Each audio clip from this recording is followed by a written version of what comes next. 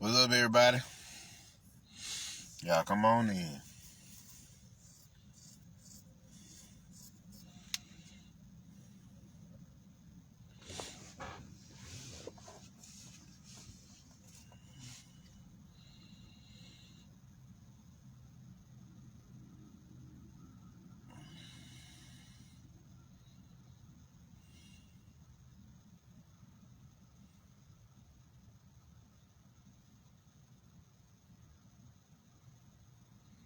What's up, Perla?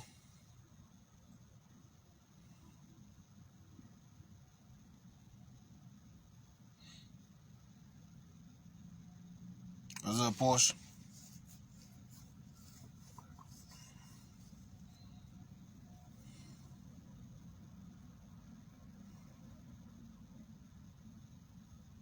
What's up, Raquel? What's up, Gigi? It's going pretty good. How about yourself? What's up, Cherokee? What's up, Evelyn? What's up, Robert? Y'all come on in.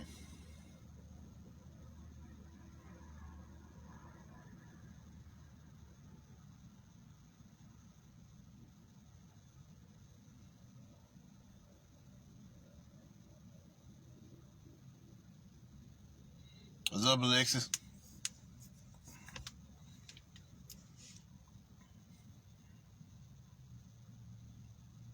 What's up, Tiffany? What's up, Theodore?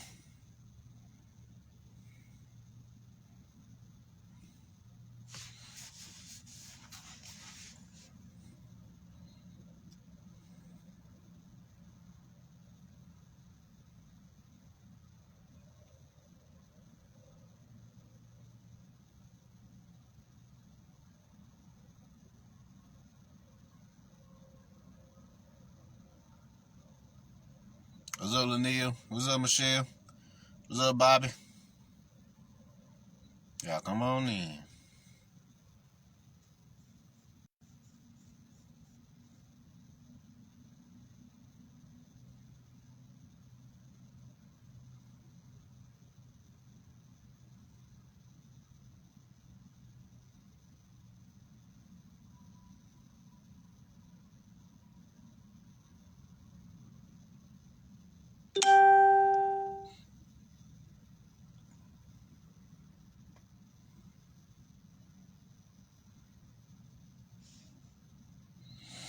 All right, we'll give another minute, y'all. We'll get started.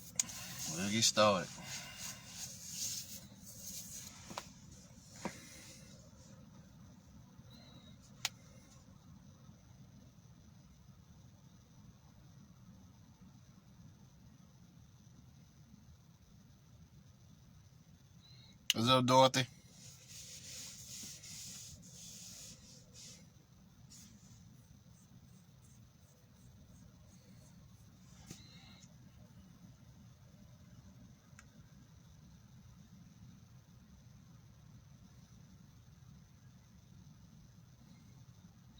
What up, Christopher?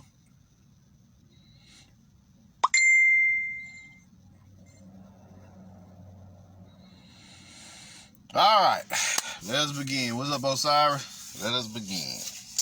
Today's topic is called Yggdrasil. If y'all don't know nothing about Yggdrasil, it is the Norse tree of life in the Norse mythology. See what I'm saying? So now, let's talk about these sacred trees.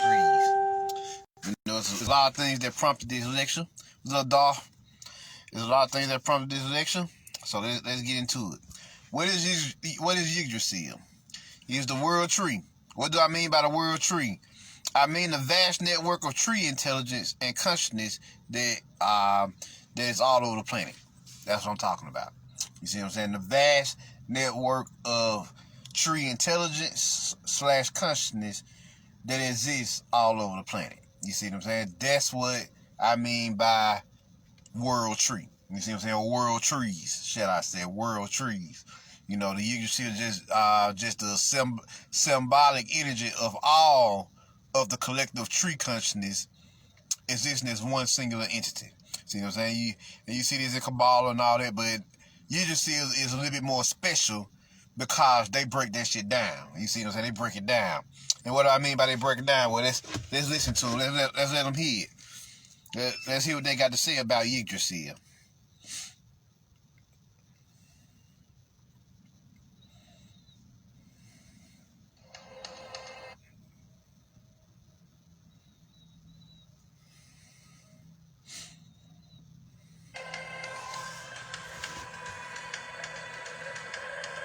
You up, Camlex?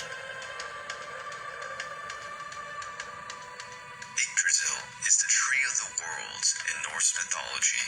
This colossal tree is the most perfect tree that ever existed. Its roots are so profound that they reach the three most distant worlds. These are Jotunheim, Niflheim, and Helheim. Jotunheim, the frozen kingdom and land of the Jontar, also known as the Ice Giants, was ruled by the king of the Jontar, the giant Thrym. Niflheim, in turn, is a desolated and shadowy world, where the ice and the freezing mist make everything even more sinister. This is where Nithog, the giant dragon, lives, who is constantly gnawing at the roots of Yggdrasil. Can y'all see that? Brighten it up a little bit more.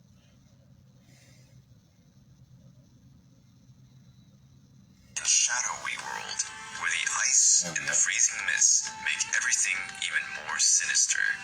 This is where Nithog, the giant dragon, lives, who is constantly gnawing at the roots of Yggdrasil. Helheim is the kingdom of Hel, also known as Hela. This is the world of the dead in the Norse mythology. This world is inhabited by the spectra of souls of those who died without glory. Nithavalir, the land of the dwarves, is located above these three profound kingdoms. These beings were quite skillful and capable of impressive things, like Thor's hammer, for instance. Right above the kingdom of the dwarves is Midgard, the land of men and women. This kingdom was surrounded by walls, edified by the gods to protect men. There was also the world of Alfheim, the kingdom of the light elves, creatures of great beauty. Svartalheim also existed, the home of the evil elves, black like tar. Muspelheim is the world of the fire giants, where Surtur live, whose fate is to destroy the Bifrost Bridge, which connects Asgard to the remaining worlds. Vanaheim is the home of the Vanir, for being the land of the gods of fertility, grains, and fruits spring up from the soul in vast amounts. This is the homeland of the goddess Freyr and Freya, offspring of Njord, the Vanir god of the seas. Lastly, in the greatest parts of Yggdrasil is Asgard, the kingdom of the gods Aesir, where Odin rules sovereignty on his throne. This is also the location of Valhalla, the place where the great warriors who had an honored dead in the battlefield will go to. A giant eagle named Vidrifnir lived on the top of the worlds. The eagle is the arch enemy of the dragon Nithog, and the hate between both creatures was fed by the squirrel Ratatoskr, which ran up and down the world, carrying the insults of both. The squirrel's greatest source of amusement was to amplify the insults it carried even more, and witness the angered reactions of the eagle and the dragon. The leaves and the fruits of the Yggdrasil tree had magical properties. Eating just one of its fruits healed any wound, and some said that its leaves could even retrieve a life already lost.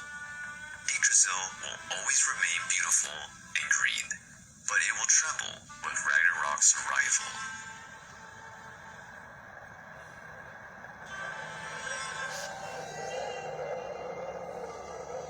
So there y'all go.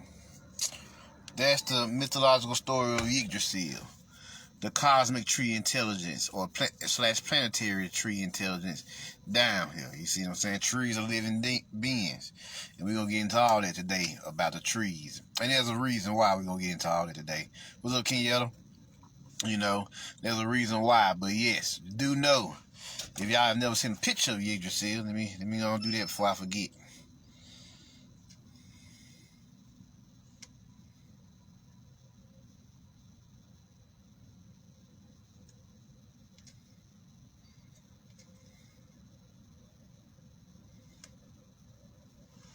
Here it is. That's what Yggdrasil look like. The world tree.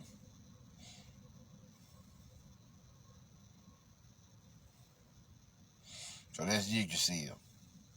And like I said, the world tree is literally the collective consciousness of the whole tree / plant kingdom and on this planet / queendom on this planet. See what I'm saying? So the whole ecosystem, as they call it, of plants, trees, and all other green energy of that particular paradigm. You see what I'm saying? So that's what Yggdrasil represents. Now, Yggdrasil had different levels of different planes of existence, just like they show you in the Kabbalah. It's a Norse version of the Kabbalah as well. But what makes Yggdrasil a little bit more interesting is they go in depth when it comes to the planes, whereas the Kabbalah just you perceive the planes as principles or frequencies. Well, the Norse mythology take it a step further and show you the planes of those energies living out their frequencies and energy. What's up, Davari? What's up, E? What's up, Brian? It actually shows you the process of how these planes operate on Yggdrasil. They tell you it's 9. And what made Yggdrasil so beautiful? It don't start at Malkuth. You see what I'm saying? Malkuth is actually Midgard on Yggdrasil. Like that's like the middle plane. They actually talk to you about the underworlds. There exists the realm of the dwarves, the realm of hell, the realm of the dead. And then you had one more, which was like a little the frost giants. See what I'm saying? The realm of the frost giants. But I think it's 10 realms in all, 9 or 10 realms in all. And they don't even tell you the Yggdrasil go all the way up into the heavens. You see what I'm saying? Heavens. So this is where your metaphorical Tower of Babel also come into play. You see what I'm saying? So these beings on our planet is trying to destroy this Yggdrasil. So Yggdrasil actually covers the upper realms, which is the cosmos, all the way down to the underworlds. The underworlds, which is the realms of the dead, and the rest of the beings, right? What's up, Brandon? So that's what make this deep. That's what make Yggdrasil deep. It shows you the underworld paradigm. You see what I'm saying? And it's actually deeper than the Kabbalah. Actually, you can throw the Kabbalah away once you get into Norse mythology, because fucking Yggdrasil is so fucking deep that the clip-off already programmed into it in such a way that it shows you, because the clip-off is the dark side of the tree, right? Where Yggdrasil doesn't make a distinction between dark and light. You see what I'm saying? It's all one thing. In the Norse teachings, dark and light, because they were warriors. You're dealing with the Vikings, you're dealing with the Irish, you're dealing with the Welsh. You see what I'm saying? So they come out of that paradigm. They all made up the Norse kingdom and queendoms. You see? So they all made up the Norse kingdoms and queendoms. Then they had a whole other paradigm, and the Celts and all of them, right? So when you looking at their mythologies, they don't look at magic in the same way, and the martial arts the same way as the Greek and all of them looked at it. You see, there is no separation. There is no separation of the dark and light. In the Hebrew always like to separate the dark energy and the light energy. But in Norse mythology, they don't separate shit. You see what I'm saying? It's all there. You got the dragon chilling. You got a squirrel. You got the eagle, and you even got the world serpent. I forget his name in Norse mythology, but you got the world serpent as well, who also rises up the tree, which we all know the world serpent represents the Earth's Kundalini. You see what I'm saying? So Earth's Kundalini, the dragon force, always interested enough, the dragon force is always in the underworld. Have y'all ever peeped that? When you dealing with the dragon force, it's never in the middle realms or the upper realms for real. It's always in the underworlds. Why? Because the underworld represents what? Your subconscious and unconscious mind, where your most rawest and primal power exists. What's up, Mustafa? That's where your rawest and most primal power exists. And it shoots up from the underworld, the underside of the tree, into Midgard, which is our realm, on up into the other realms, Asgard, the fairy realms, and realm of the elves. They had the light elves. Now he kind of was more critical with the dark elves, but the dark elves, they just really call the dark elves. He called them the evil elves. There ain't no such thing as evil in this connotation. It's the dark elves and the light elves. And so they both got their own realm. One represents the dark energy, yin, and the other group represents the light energy, yang. You see what I'm saying? So it's all there. There is no separation of the principles. Then you got Asgard. What does Asgard represent? Asgard represents the metaphorical Kether on Kabbalah. You see? So now, Asgard. Not Asgard, but Odin and Freya rules. You see what I'm saying? So the patriarch and the matriarch rules on this level, because once you get to your Kether, that's metaphorical of your crown. So this is what's up, Kali? Is a real dope energy. I actually like Norse mythology way more than I like the Hebrew mythos, actually. So it's around about the time I did this lecture, because Norse mythology is way better than fucking Greek mythology shit, as far as I'm concerned. I really like the characters. I like the warrior energy from Norse mythology. You talking about Odin, you talking about the giants, you talking about Ragnarok. See, one thing about Greek mythology don't have an ending. You see what I'm saying?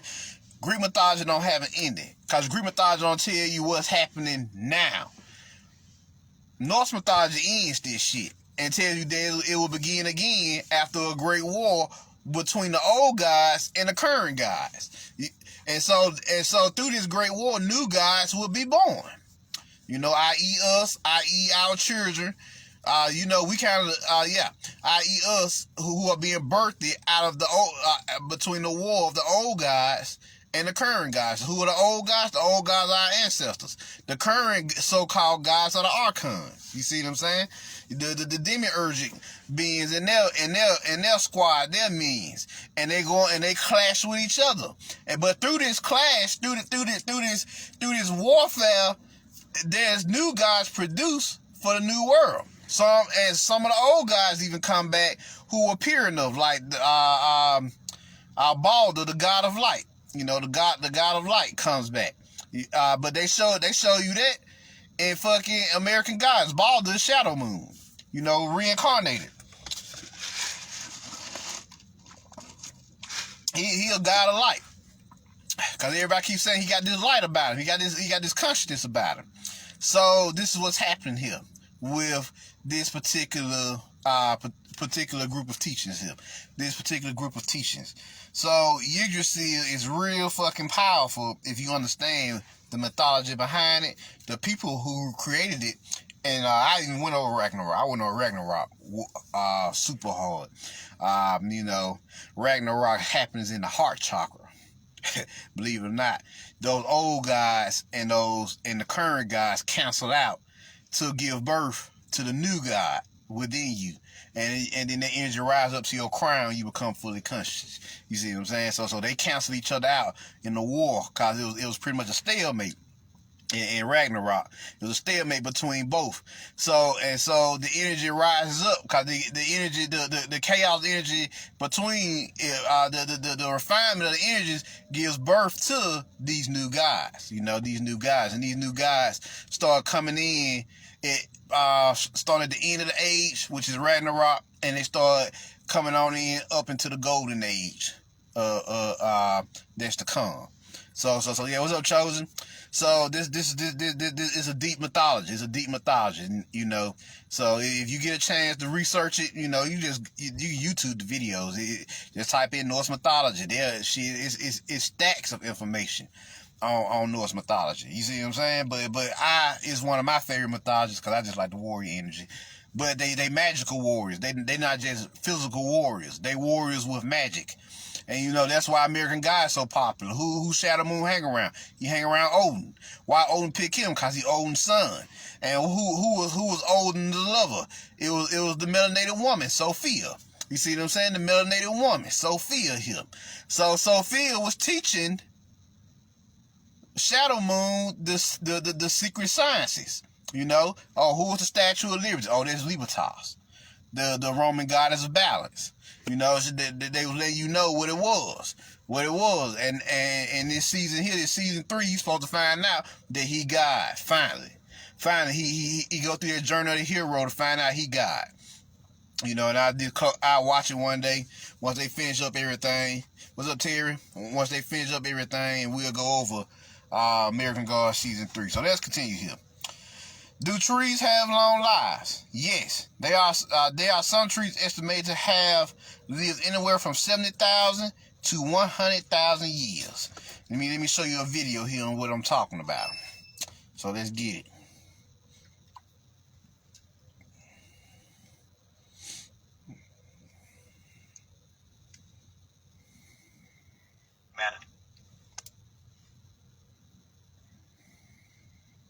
But humans have been pursuing the secret to a longer and more youthful life for centuries. Life ends, but humans have been pursuing the secret to a longer and more youthful life for centuries. Alchemists long searched for the elixir of life, while adventurers quested for the fountain of youth. Instead of looking at mysterious chemicals or seeking out magic water, they should have been paying attention to what was right in front of their eyes. Trees. Trees are among the few forms of life that have cracked the code to longevity and might have even cracked the code to immortality itself. Some species live for hundreds, if not thousands of years. They stand tall and proud, watching the present become history. Take Methuselah, for example, a bristlecone pine tree that is around 4,800 years old. Standing in an unknown corner of the White Mountains of California in the United States, Methuselah is the oldest individual tree in the world. Beating out Methuselah for true seniority is Pando. This whole forest of quaking aspens is a single organism. Connected by a single root system, these trees have been thriving for more than 70,000 years, making it officially considered the oldest clonal organism. And these trees continue to grow. One secret to achieving a long life is taking it slow and steady. Animals are fast growers. A 40-year-old human is well on their way to an existential crisis, but a 40-year-old bristlecone pine may have barely reached 15 centimeters, 6 inches, in height. The trees don't seem to grow rapidly when they are young and then slow down. A study found that the shoots of an old pine grew at roughly the same rate as the shoots of younger specimens. Trees grow modularly. For many animals, losing a limb or a body part is non-negotiable, but this is not the case for plants.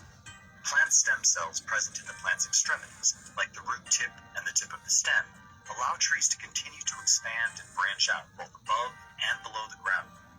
If one branch falls off, a new one can replace it. If a part of the root is attacked, the other roots spread out. Other stem cells grow and maintain the organism's essential internal structures. Fascinatingly, researchers studying ginkgo trees, another type of millennial tree, found that the tree's cells don't undergo senescence. Senescence is when cells stop actively dividing, but remain metabolically active. Once these cells stop dividing, we get no new cells to rejuvenate the body, which is why, as we get older, we get weaker and develop wrinkles. The researchers found that a certain population of cells in ginkgo trees never stops dividing, thus constantly fortifying the tree. A fountain of youth indeed. It also seems that these stem cells can become dormant if conditions aren't right. Basically, when things get hard, a group of inert cells called the quiescent center, present in the root of the plant, spring into action. These cells remain dormant under normal circumstances, but start to divide when the plant faces some form of stress, like DNA damage or injury. They seem to function like backup stem cells to protect the plant from DNA damage and wounds. Or, a tree could do what Pando does, create thousands of young clones from a very old network. This collective colony is old, yet individual trees are not. Individual trees trees usually grow to an age of about 50 years, but the root and shoot system is tens of thousands of years old. Considering this information, these trees might very well be immortal. They could just keep on growing and growing until some external condition threatens their life. Theoretically, it's possible, but practically, we don't know. Scientists have debated this question for a while, but without resolution. Because these trees live for thousands of years, it becomes extremely difficult to set up an experiment to determine a tree's immortality, given humanity's brief lifespan and the uncertainty of our global societies over time. Some argue that trees, with their modular growth and forever youthful cells, should technically be immortal. Counter-arguments run on a small pool of evidence that suggests otherwise. One study, for example, found that the xylem vessels, the vessels that carry water throughout the plant, of ginkgo trees become slightly thinner every time they grow. They claim that eventually the tree would have no viable xylem vessels and would thus die. Even so, no one has recorded a ginkgo tree dying of thinning xylem, which brings us back to how hard it is to study these long-lived trees. Many of them die because of the weather or of being cut down by humans. And we, unfortunately, only live for about 100 years if we're lucky, limiting how long we can viably study these trees. Whether these trees are immortal is irrelevant. They tend to be central to the ecosystems they're in, and losing them would be a tragedy. However, if they can live forever, maybe we could use their secrets, slow down our own growth, and develop cells that never senesce and can regenerate a lost body part without breaking a sweat. Until then, our perennial fantasies about the elixir of life will have to suffice. If you like this video, then please leave your comments below and... So he's talking about transplanting. In other words, using stem cell research. That's what stem cell research is about. Stem cell research is about using plant cells to find better ways to increase our longevity. See what I'm saying? Increase our longevity as so-called humans. What's up, Anu? What's up, Lamar? So yeah, to increase our longevity here. You know, that's what this is all about. That's why trees have cracked this, because they are manifestations of Mother Earth's soul consciousness. You see what I'm saying? They, like, literally, nature is the first God you see when you wake up. Like, why we say that? Because you can go out and touch a tree whenever the fuck you feel like, especially down here in the South, where nothing but forest and trees is all around you. You can literally go and touch one whenever you feel like it. So that's the first God. You know, Gaia, manifestation of Gaia. You want to connect with Gaia, go connect with a tree. That's the first thing you're going to see. Touch the tree. And we're going to get into that. We're going to get into touching the trees and connecting with them and absorbing their intelligence, because they have a lot to say just like anything else. Now, but more importantly, can trees talk? Yes, they can. Yes, they can. Can trees talk to us, and can trees talk to each other? Yes and yes. You know, yes and yes. So we're going to first go over how trees talk to each other, and then later on, I'm going to tell y'all how we communicate with trees. Or how is it possible for us to communicate with trees, and for them to communicate back. Let's see here. Let's get it.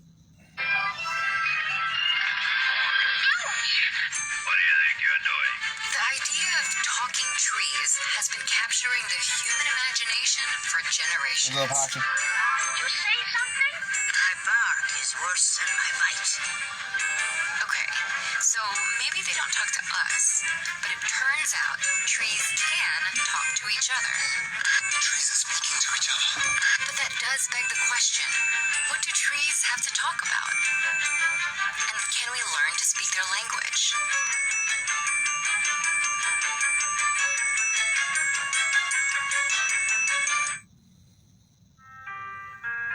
Underneath the soil, a vast and interconnected network of life links the trees through their root systems. But they can't talk to each other without help. The whole process starts with hub trees, the oldest and tallest trees in the forest. Hub trees have greater access to sunlight, and through the process of photosynthesis, end up producing more sugar than they actually need. Underground, fungi need sugar to survive. Most of their bodies are made up of massive threads called mycelium. They grow within the root system of trees to absorb the excess sugar. In return, the mycelium provides the tree with the nutrients it needs from the soil. This symbiotic relationship is known as mycorrhiza, which stems from the Greek words for fungus and root. These tree-fungi relationships connect the trees in the forest together, forming an underground communication network to exchange water and nutrients, nurture their seedlings, and even send warning signals when under threat.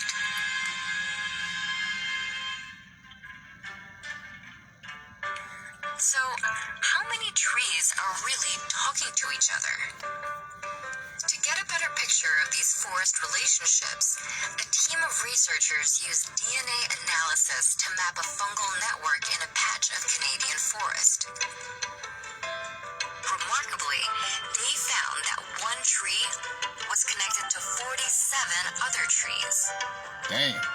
Their models also showed that when hub trees were removed, it would cause more connections to be lost than if trees were simply removed randomly. Studying these kinds of underground exchanges will play a vital role in creating stronger, more resilient forests for the future. So even though we might not be able to talk to trees, at least we can still keep trying to understand their language. Who knows what they might say? We know what they were saying. They were saying stop fucking with them. Leave them alone. That's what they were saying. Shoot, that's what they were saying. So yeah, as you can see, trees talk to each other.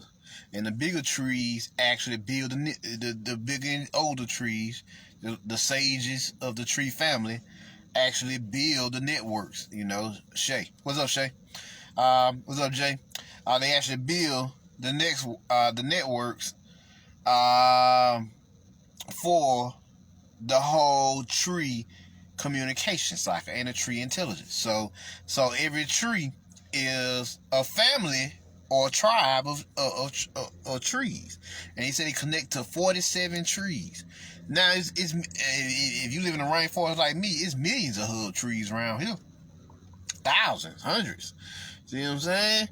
So the connections is endless in a rainforest, you know. So this tree intelligence thing is real. So trees actually do communicate with each other. Makes sense. They have their own way of doing it, you know, through the root system. They send signals, like how your brain, the neurons in your brain send signals to the rest of your body through your nervous system. Well, they do the same thing through the root system. You see what I'm saying? So they do the same thing through the root system. They send signals to each other and communicate telepathically in their way. So yeah. So when we say Yggdrasil is literally a universal tree consciousness and plant consciousness, this is what we mean. This is what we mean. The trees of life. So let's continue here. Let's continue here. So now, here go another $1 million question. A lot of people be curious. Are trees an intelligent species of ETs? Yes, they are. Yes, they are. Damn right they are an intelligent race of beings. Y'all have heard the legends that the trees are actually sleeping just like we've been sleeping. And one day, when the Great War's time, when Ragnarok actually hits this motherfucker, the trees themselves will actually rise out of the ground and help the star seeds fight the Great War. You see what I'm saying? Against these archons and the demiurge and their energies. You see what I'm saying? You've heard that legend on multiple occasions if you've been studying the occult for a while. What's up, William? They've all said that during the last days, these intelligent trees will stand up and they will fight with us. And they are actually intelligent ET beings. Let's see what's going on there. Let's see what's going on there. Vegetation. Let's get it.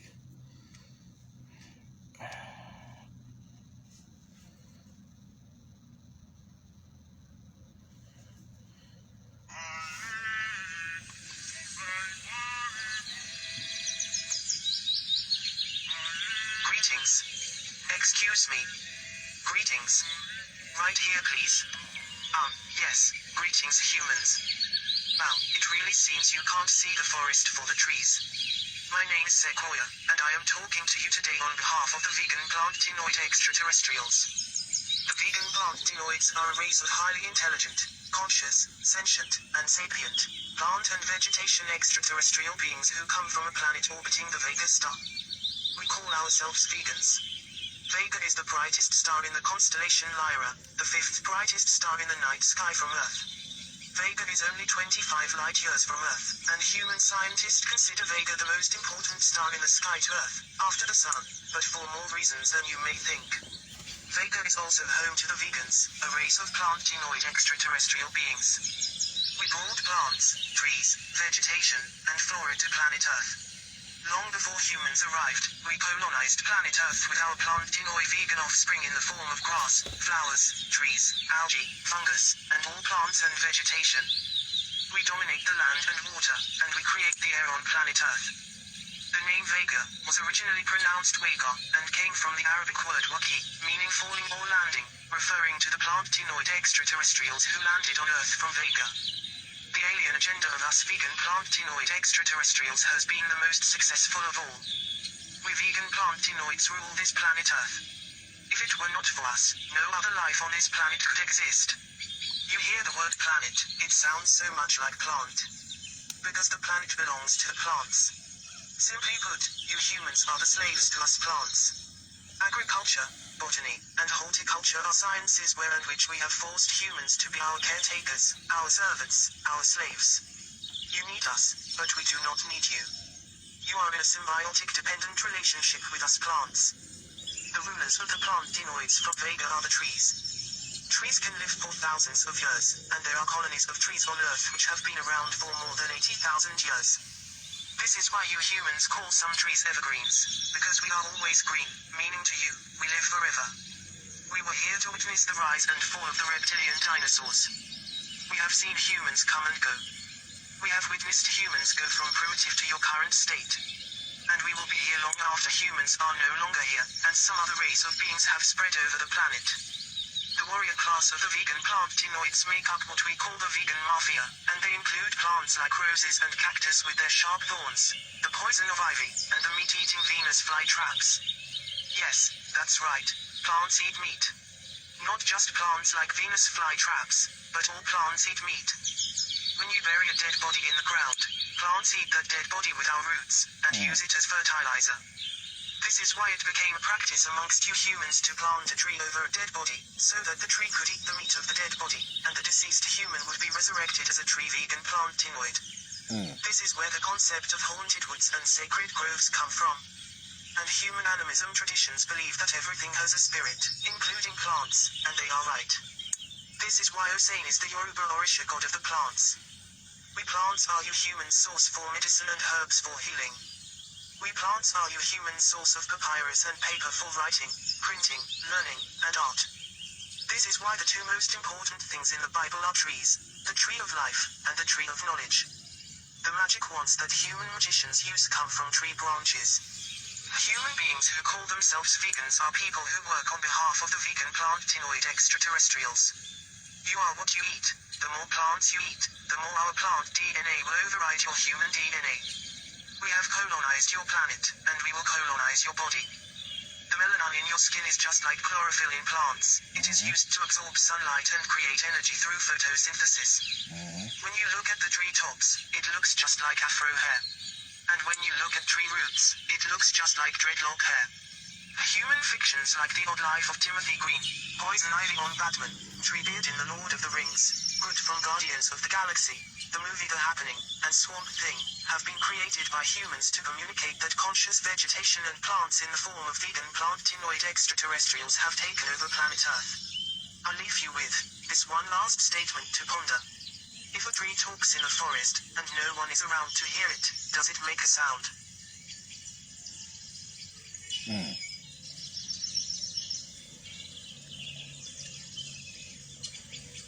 So now y'all know the truth about the trees. Now y'all know the truth. They are actually an intelligent race of beings. Now y'all know the truth. They are an intelligent race of beings. You heard it yourself. Like when your dead die, the tree eat them, and they become a tree.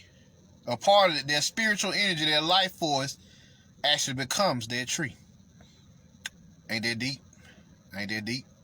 That's some powerful shit, right? Through the decomposition process, the life force of your family members, your friends, and all the other so-called human race, which are actually transplants. Actually, we are transplantinoids. You know, we have gods, have plants. P game here. We have gods, have plants. So, or have titans, have plants. We are based more off the plant ecosystem than anything. We also have animal DNA as well. Our BDNA, but you also have plant DNA or PNA. You see what I'm saying? This is what they're not telling you. You are a living manifestation of the world you live in, of its chemicals, of its beings, of its atmospheres, of all the energy. You are the inheritor of this planet at this time. That's what they're not telling you. See what I'm saying? What's up, little light? That's what they not telling you. That's why they want you stuck in their cities, working 9 to 5s, burnt out. What's up, go? So you will never go out into nature. Hey, in some states they trying to fucking make going to parks and shit illegal. So watch out for that as well. They do not want you connecting with the trees of life. Now, she told you that there was two trees in the Garden of Eden. The tree of life and the tree of knowledge. What does that mean? The tree of knowledge is the consciousness of the trees. You see what I'm saying? Yggdrasil. It's the mass consciousness of the tree intelligence. Like I just said. The tree of life is the life force of the trees. See what I'm saying? It's the force inside every tree that lives. That's why they can live for 100,000 years around this bitch, no problem. Because their life force is the most powerful shit on the planet. You see what I'm saying? Yeah, y'all feel me here? What's up, third son? So, this is what you got going on. So, they're trying to artificialize everything. But you are actually transplants. And here we go. Are humans living plants? Yes. The human genome is similar to that of other animals and also plant genomes. Both human and plant genomes contain around 25,000 genes. Plants and humans have mitochondrial DNA. Humans and plants absorb sunlight. For plants, it's photosynthesis. For humans, is melanogenesis. And respiration. Respiration is breathing. You're breathing in the solar particles. And through this process, you're absorbing the solar rays for photosynthesis, and for respiration, you're breathing in energy. You're breathing in that life force. Now for plants absorb the carbon dioxide in the air, and they exhale oxygen. Right? Now, us humans, so-called earthlings, which are actually earthlings, falsely called humans, absorb or inhales oxygen and exhales carbon dioxide. That's what she meant by we have a symbiotic relationship with the plants. So that's what they talking about here. That's what they talking about. So this is what you got going on. So now, how old are these trees we talking about here? Another question, a big question. Like when we say how old they are, how is a lot of places in the world, and I'm just gonna go over one this time, just for time's sake. But there are certain locations in the world which resemble tree stumps, and people are starting to see now that these are actually giant tree stumps. You see what I'm saying? So let's get it. A perfect example. It rises from the earth like a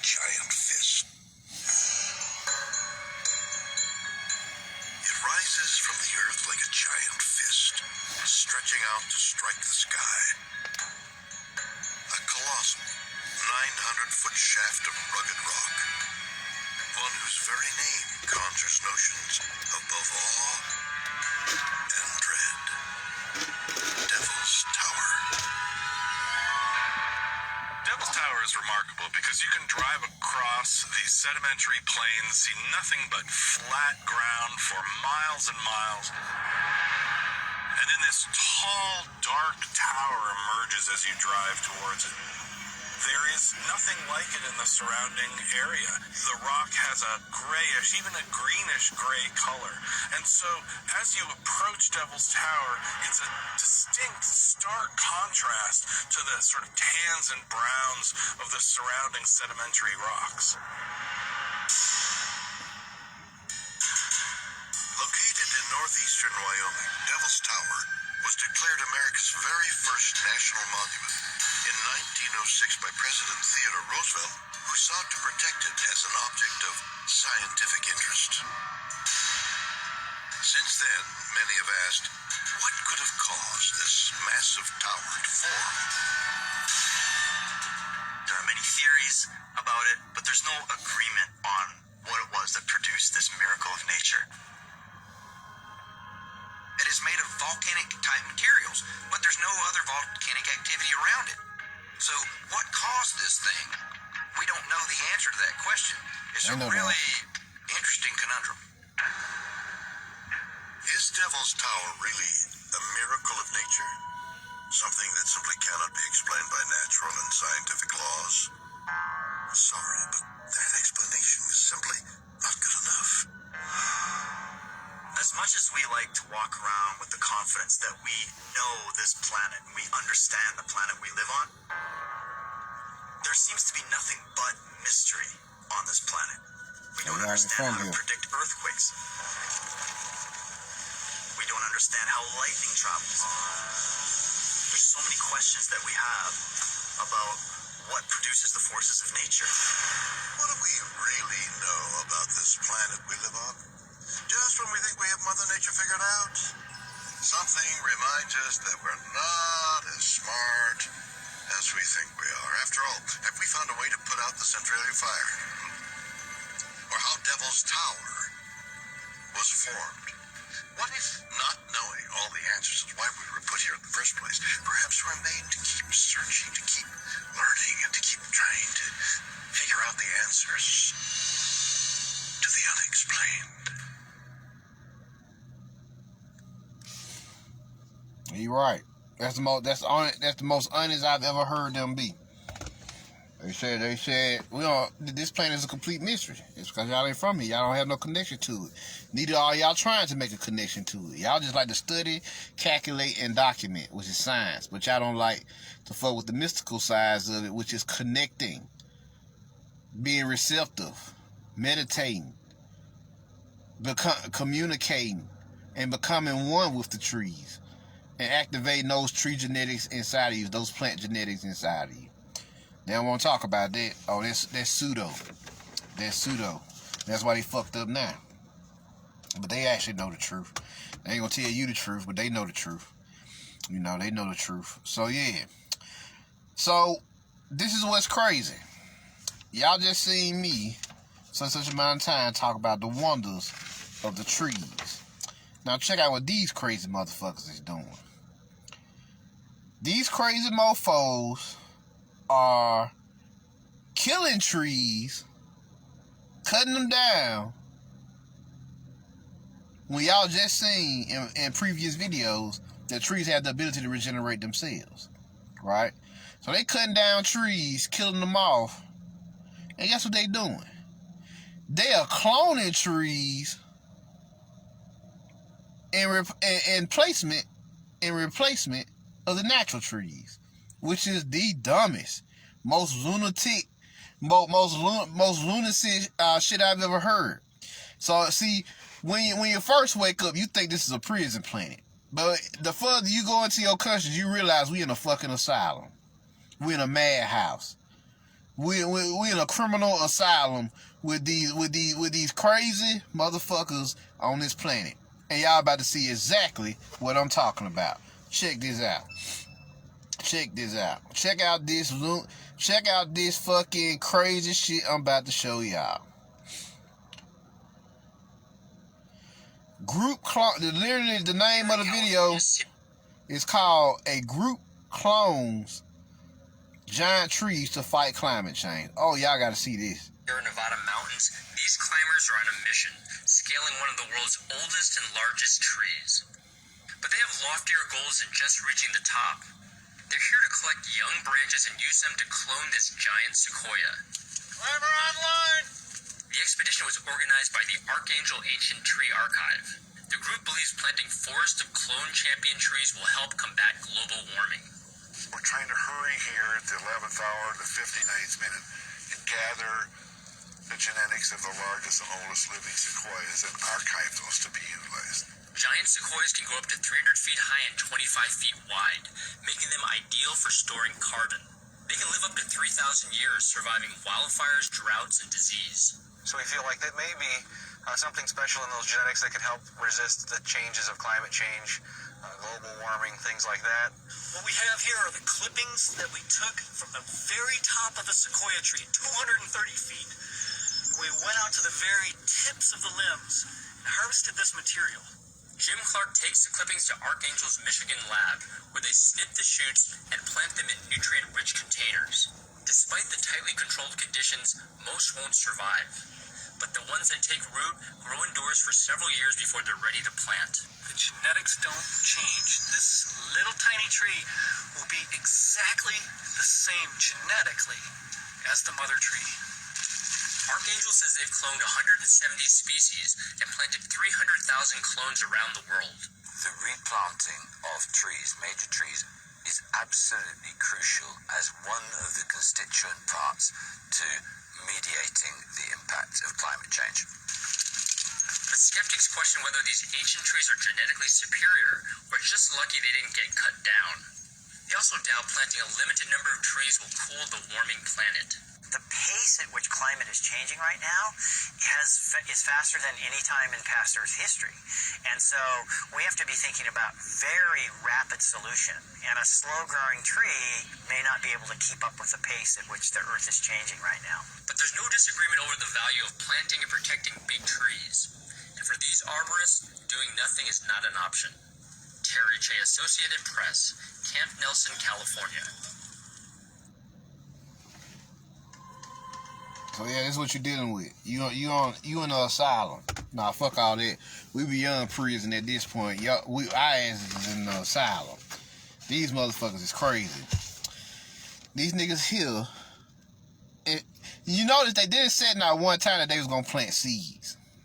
And we don't even know if the seeds are artificial. They are literally cloning plants and raising them and replanting them in the forest. They always come with this fucking surface bullshit of they are noble beings, but really this shit is sinister. Because if you cared about the plant, you could just fucking buy a seed and plant a plant, right? Right? It's not hard. Just plant some seeds in the goddamn ground, water them, nurture them, and then Mother Nature will take it from there, right? If you were so fucking concerned, you didn't hear them say that not once throughout that whole 3-minute video. Instead, they taking the genetics and fucking clone them and creating cloned trees and planting them back out into fucking nature. They planting clone trees, and they're doing this to create an artificial rainforest. Let's go back. Let's back up to me telling y'all the story of how Yggdrasil transferred his consciousness into technology and became the ghost in the machine, aka Cyber Yggdrasil. If you want to see this happen, go watch the movie Transcendence. White boy, so in love with technology, an AI prophet, he fucking implants his consciousness into technology. He the demiurge. He represents the demiurge in this movie. And he becomes Cyber Yggdrasil, and he do all type of cool shit with as the ghost machine in technology. And he can fuck up the world with it, right? So now, this is the same shit that they doing with nature. They're trying to create an artificial nature, an art and AI nature, a cyber Gaia. You see, a cyber Earth. That's basically what they're trying to do here. You see what I'm saying? That's literally what they're trying to do. They're trying to create a cyber Gaia, a cyber Earth here. Because why? Why are they working so hard to do all this dumbass shit? They called it global warming, but we all know the global warming is surface information. It's actually the plasma. And what's happening here? The trees, the plants, and the animals, even the animals and us, are absorbing this new interdimensional plasma at accelerated rates, right?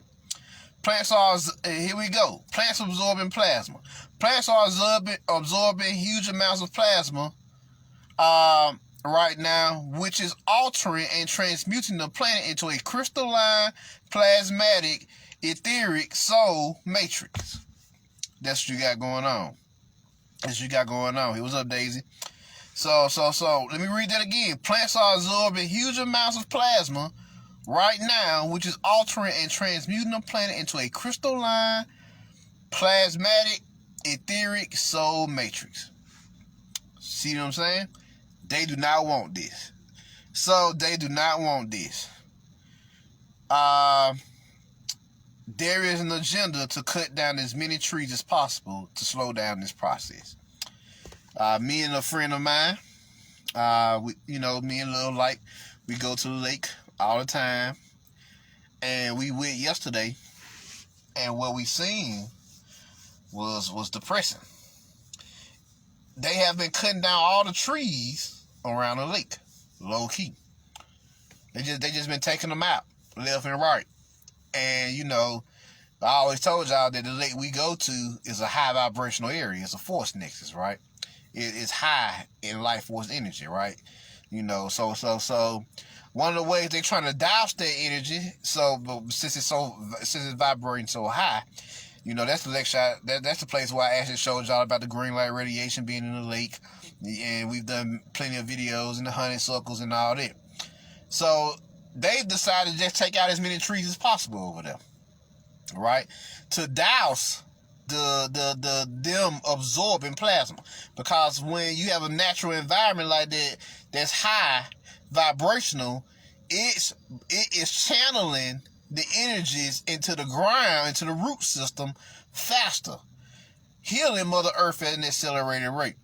And this is what the trees do. The trees act as conduits for this plasma as it is absorbed through them into the tree network. You see what I'm saying? The tree consciousness, the Yggdrasil, right? So these motherfuckers have been walking around literally taking out trees. Like, we know that they're doing it because as we continue to walk around, we can see the trees cut down. Of course, obviously, we knew something was wrong because a lot of trees that was originally there are missing. But these dumb motherfuckers left evidence because they cut down the trees and just left the trees on the ground. See what I'm saying? So we know that they cutting down the trees intentionally. They gonna put up under the guise of landscaping. What's up, Kimmy? But this don't make sense. Let me tell you how you know you in an asylum. Now, the lake is in the middle of a neighborhood. And so, of course, since it's in the middle of a neighborhood, the lake, the trees hide, like the hills you can walk up on into, like you can literally walk up the hill into somebody's backyard. But see, the trees was hiding it. These motherfuckers is cutting down the trees, and you can actually see a person's backyard now. And you can run up into their backyard if you wanted to. If somebody wanted to break into their house, they will have no trouble doing it because there are no trees stopping them from doing it. You see what I'm saying? Who's going to stop them from climbing? Matter of fact, the trees hid that possibility because usually when you walk through the lake, you're not studying the neighborhood because you're too busy paying attention to the trees and the forest around you. But now, you can't help but pay attention to the backyards in the area. So now it's a security risk. For the trees was guarding it. So now that's one level. The second level, they cutting down the trees because since they absorbing all this plasma. All this plasma energy is altering the terrain. And I noticed they alter the way the lake is as well. We noticed that the lake is, usually a lake it has a certain sea level, right? We noticed that they keep the lake at a real low level now. You know, they keep the lake at a real low level, and they dug in moats for the most part, right? So as if they already know that this area gonna flood or some shit. But they dug in all this to just in case to negate a possible flood, right? But what you need to do that for when the area already has a natural drainage of the water? You feel me? So, you know, we noticed the shit that they doing. You know, we noticed that they are hard at work with fucking this planet up. They are not just trying to assassinate us. They are trying to assassinate nature. They trying to assassinate Mother Earth. Everything got to go but them. That's what they trying to say. Basically, if we can't have a planet, then nobody can have a planet. If we can't have what we want, then all y'all gonna get destroyed. You see what I'm saying? Your nature, the people, everything. That's what this is about. So there's an agenda here. There's an agenda here. I put my hand up to the tree, and she put her hand up to the tree, and we started receiving messages from the trees. And the trees literally told her, yeah, they around here assassinating us.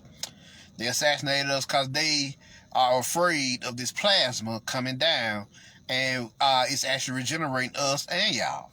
You know, these beings are archons. He even said the people that's doing this, notice you never see them. And he right. They was right. The trees were right. We never see these beings cut down the trees. We never see them pop up. So they always doing it in secret. He's like, yeah, these are robocops, droids. These are not construction workers. These are artificial hitmen who have come to take us out, and they've been doing it all over the planet. Take us out because they do not want us, the natural receivers of the planet, to absorb this plasma into the ground, to the root networks, because they know those root networks is going to travel all across the world, and it's going to heal Mother Earth. That's why the underworld is so important. You see, so that's why Asa is green. I said it's green. They laws of the underworld, the root system. You see what I'm saying? From a Yggdrasil standpoint, Osiris, and Isis, is the root system. That's what they represent. They produces the green vegetation. That's why they both God and goddess of vegetation. And through this vegetation, they produce the trees of life. You see what I'm saying? The trees of life. But the tree of knowledge starts in the root system. See what I'm saying? All the knowledge, all the consciousness, all the awareness starts in the what? The underworld. Because the root system is what? The meridian system for the trees. You see what I'm saying? You know, you also got Earth's ley line. So these energies also pass through Earth's ley line, which is Mother Earth's meridian system as well. And you know, they pass through what? The chakra system. And they pass through different vortexes on the planet. You know, they tore down a lot of sites, but like Stonehenge or whatever, to also distort the energy. But this green light radiation is actually being fed into the planet as we speak. And they are absorbing this plasma, which is a gold energy, like I showed y'all in my previous video, my previous lecture. If you ain't seen it, go check it out. It's called Soul Edge. It's absorbing a gold energy. It's a gold, and the beings who came out of it were blue. But the plasma was gold and blue, you know, which are gold, blue, and purple are royal colors, as we all know. That's why the ancient Egyptians loved gold, blue, and purple. You see what I'm saying? And green, you know. So this is what's happening here. This is what's happening here. They are literally killing off these plants. They assassinating them just like they assassinating us. The plants themselves told us. And they didn't even need to tell us. We could see it with our own two fucking eyes. Because they had cut the plants down. They had cut the trees down and left them there. So, and we could see that the trees that were there originally were missing. And that's not the only part that I've been to where they have cut down trees for no fucking reason. There's another part that I go to out here. And I know they had so-called did some old landscaping. And they just assassinated trees. You know, perfectly healthy trees that wasn't in nobody's way. They just taking out, and it's usually the real big, giant, healthy trees that they take out. They weren't doing nothing to nobody, but they take them out because the reason why they take them out is those are the peep game here. The trees that they taking out first are the biggest conductors of this plasma energy right now, and they are the reason why the kundalini on the planet is heating up. That's what global warming is: kundalini heat, kundalini fire. See what I'm saying? Soul heat. So they know that these plants are the biggest conductor. These plants and trees are the biggest conductors of this kundalini heat, this plasma, this interdimensional plasma that's hitting the planet right now.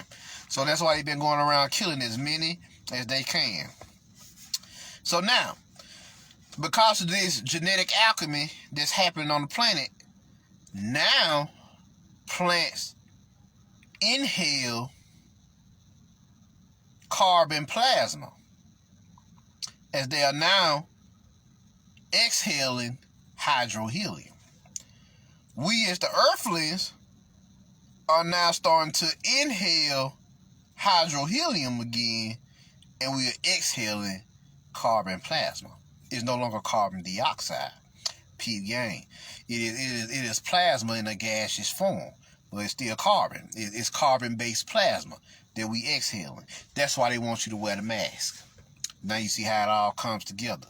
It all comes around. It's a circle around this motherfucker.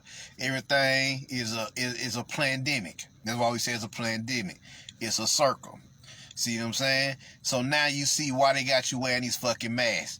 Because they don't want you breathing in and out.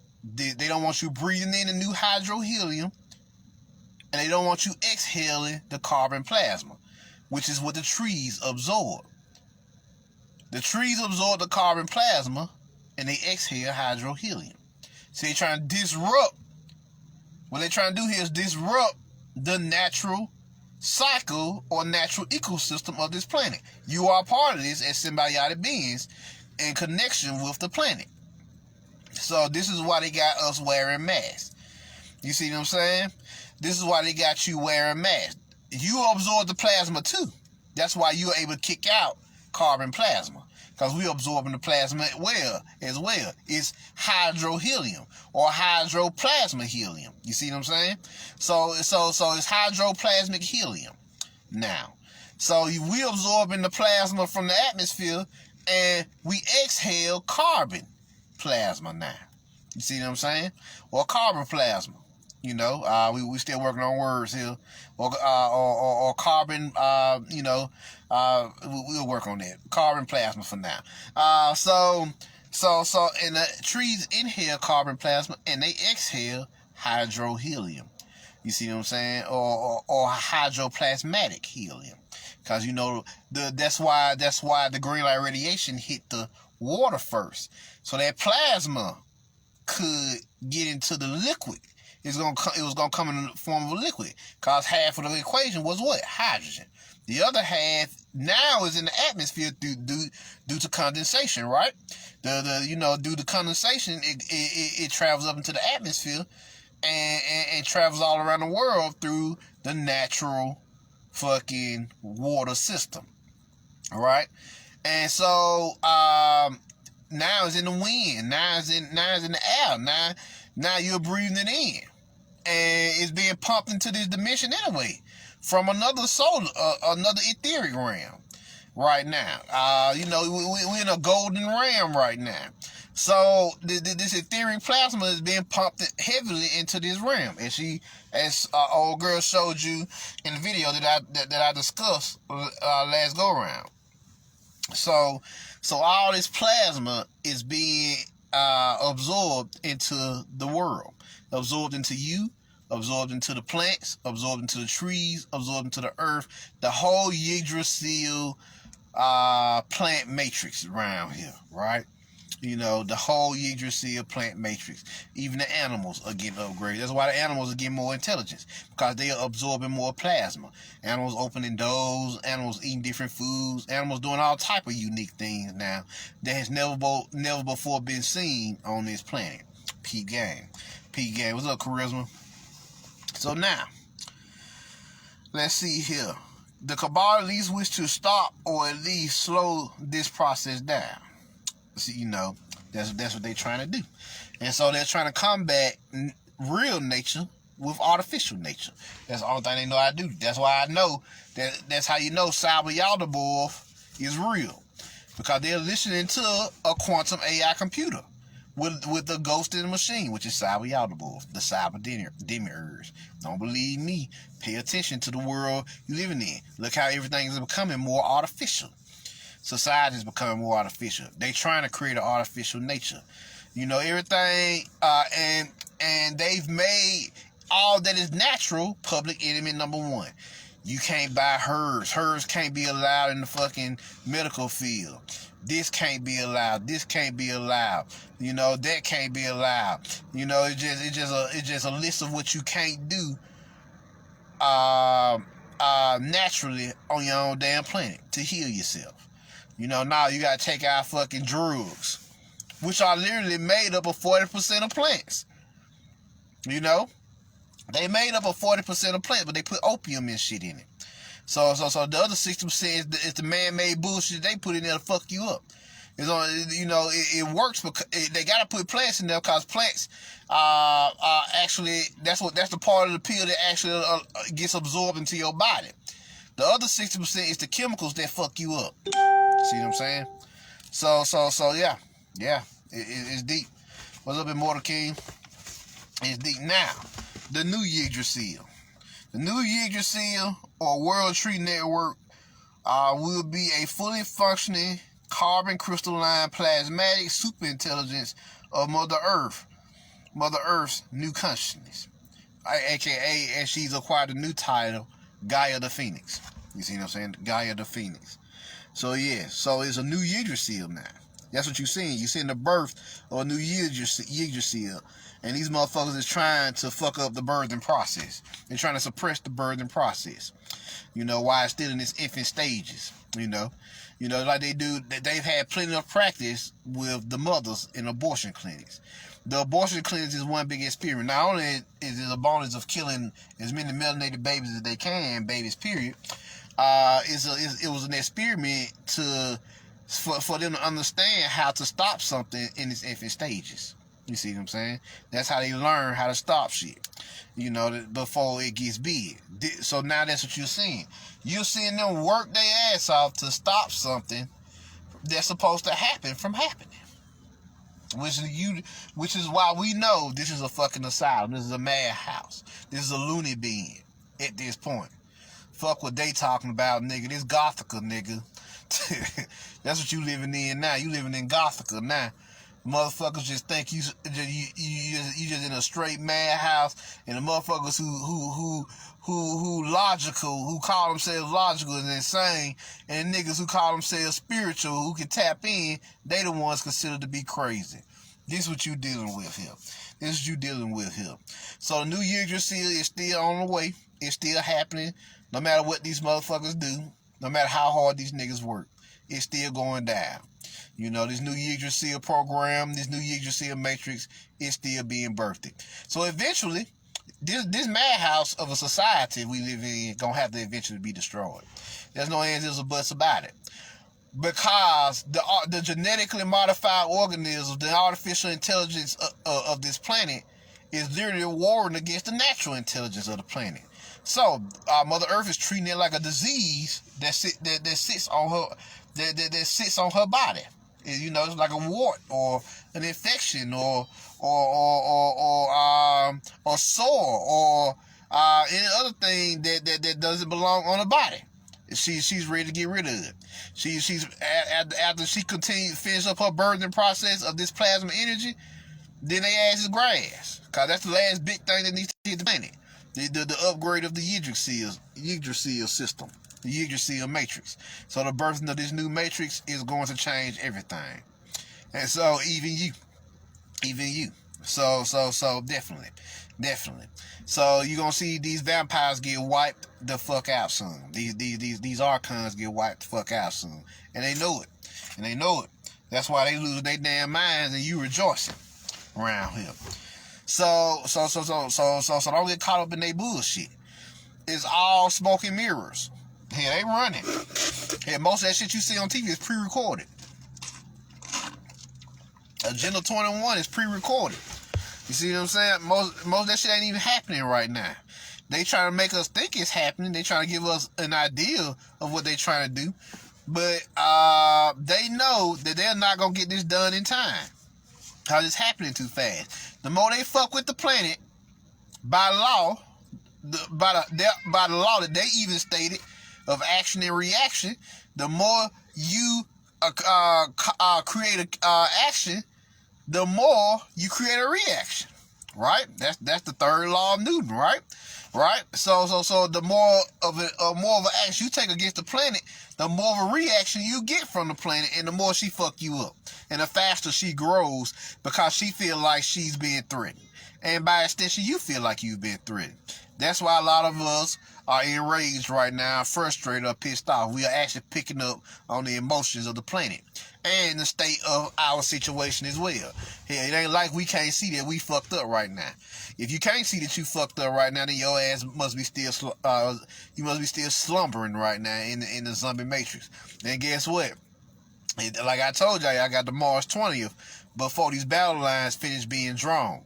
You know, between the four-way war. The green hats, which is us. The red hats, which is the dirty Moors. The white hats, which is them QAnon niggas, them Christian Gnostics, them Knight Templars, all them niggas. And then you got the black hats, which is the Cabal. You see what I'm saying? Them stinking ass dark occultists. You see what I'm saying? Even fucked up ass light occultists. You see what I'm saying? So yeah. What's up, Anna? So yeah. What you got going on here. So in conclusion, know that our world is changing on a quantum molecular level. We are transformed into photoplasmatic crystalline soul beings. So enjoy the transformation into these new beings. Don't let these niggas take your joy away from you, because if you let them, they sure damn will. So yeah, there y'all go. That's my message to y'all. This is Yggdrasil. Let's discuss the secrets of the sacred trees of life. So any questions? Any questions?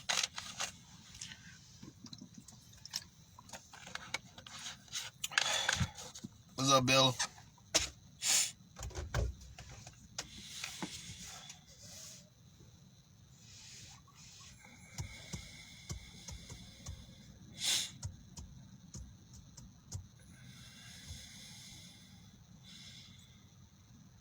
What's up, Tashane?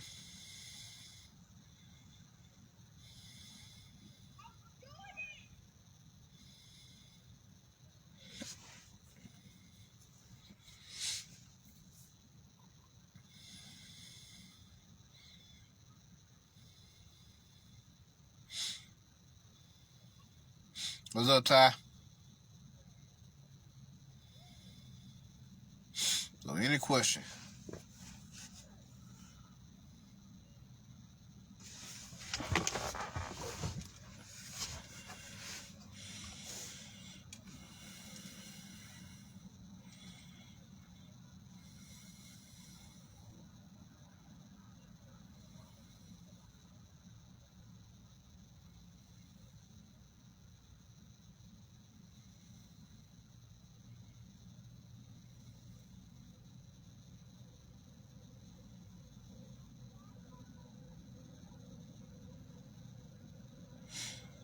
Actually, what is the significance of pine trees?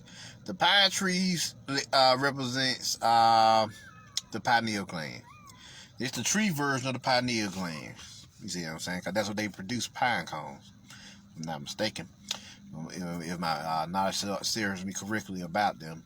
So yeah, they literally show you a plant representation of the pineal gland within you. Yeah, because my neighbor has pine trees. And they drop all the time. And sometimes I just pick them up and you just look at them. You have closed pines where like the pines are closed in. Then you got open pines to show you what a awakened pineal gland looks like when they open. So yeah. So there you go. That's the secret of pine trees. They are literally nature's version of the pineal gland and the production of the pineal frequencies.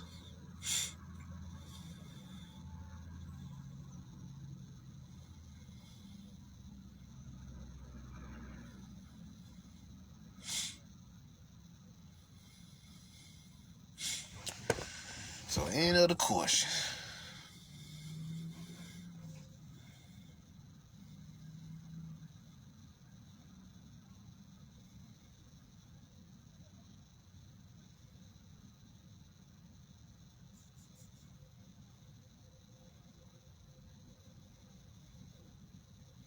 All right, Antonio.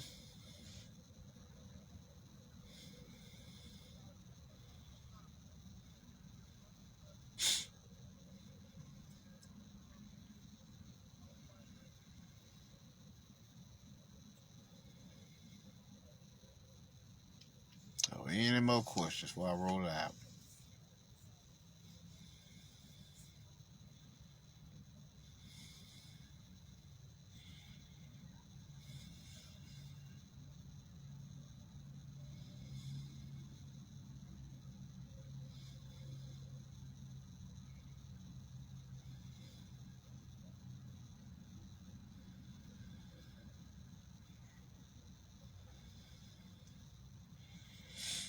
Hachi, how about them oak trees?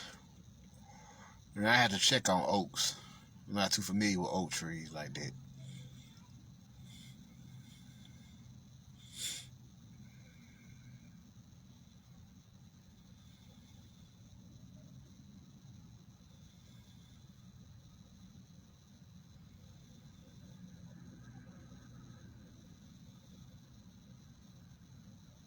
Yep, little people forget how intelligent plant life is. There you go, you can make your own tree warriors.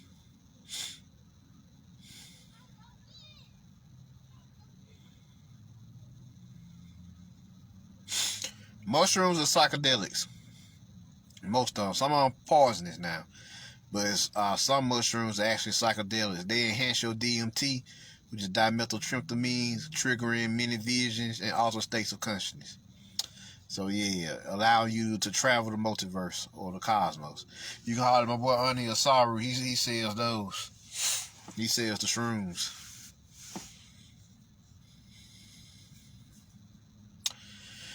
But alright, I'm gonna go and let y'all go.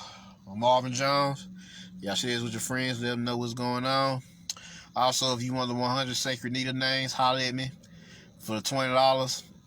And also, if you I throw the 50 names of Marduk in there as well. You want to check out my other lectures, hit me up at the Midnight Order on YouTube. And if you want to donate, you can Cashapp me at mcjnetwork. I'm out. Peace.